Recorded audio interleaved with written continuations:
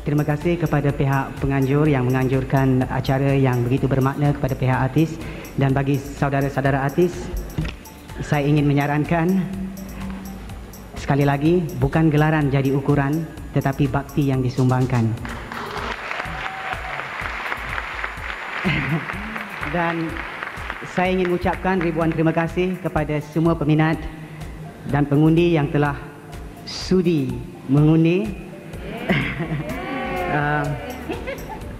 Kerana ini adalah pilihan peminat, bagi pihak mereka saya ingin mendermakan keseluruhan wang ini untuk kebajikan. Kisah hidup Allahyarham Datuk Sudirman Haji Arsyad merupakan sebuah epik perjuangan seorang insan seni yang luar biasa.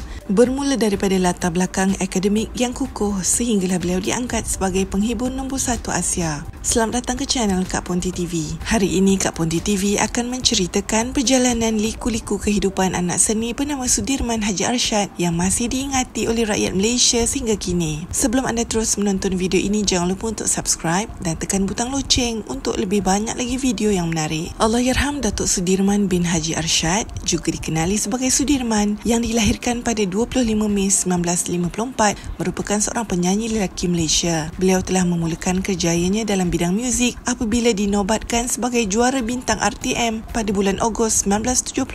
Selain itu, beliau juga ialah satu-satunya pemegang gelaran penghibur nombor 1 Asia pada 19 Mac 1989 dari Pahang sebelum kehadiran Datuk Seri Siti Nurhaliza.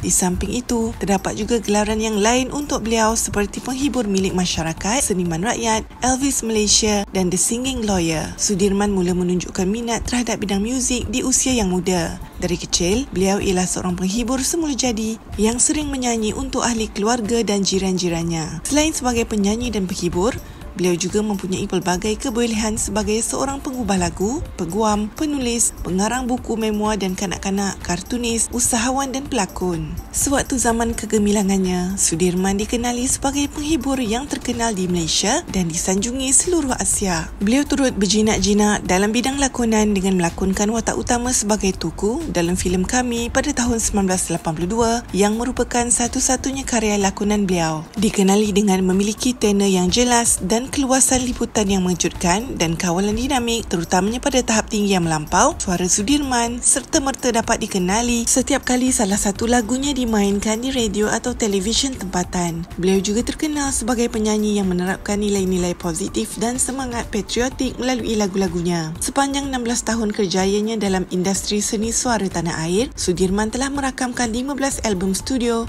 52 album kompilasi dan puluhan lagu hitsnya serta memenangi pelbagai anugerah tempatan dan antarabangsa. Dalam fasa kehidupan pribadinya, Sudirman mendirikan rumah tangga dengan kekasih hatinya, Kamariah Jamaluddin atau dipanggil K, pada 14 Februari 1981. K merupakan cinta pertama Sudirman sejak zaman remaja, namun kebahagiaan tersebut berakhir dengan perceraian pada 25 Mei 1984, tepat pada hari ulang tahun kelahirannya yang ke-30. Perpisahan ini meninggalkan kesan emosi yang sangat mendalam sehingga beliau menghasilkan lagu-lagu sayu seperti Terasing dan juga Merisik Khabar. Kegagalan rumah tangga ini juga menjadi titik awal munculnya pelbagai spekulasi dan kontroversi mengenai orientasi seksual beliau. Oleh kerana Sudirman tidak pernah berkahwin semula dan sering dilihat ditemani oleh rakan-rakan lelaki terdekat dalam lingkaran pengurusannya, wujud desas-desus liar yang mempersoalkan kehidupan pribadinya. Walaupun kabar angin ini sering bertebaran dalam kalangan peminat dan media, Sudirman memilih untuk tidak pernah mengulasnya secara terbuka dan lebih selesa memberikan kasih sayangnya kepada rakyat Malaysia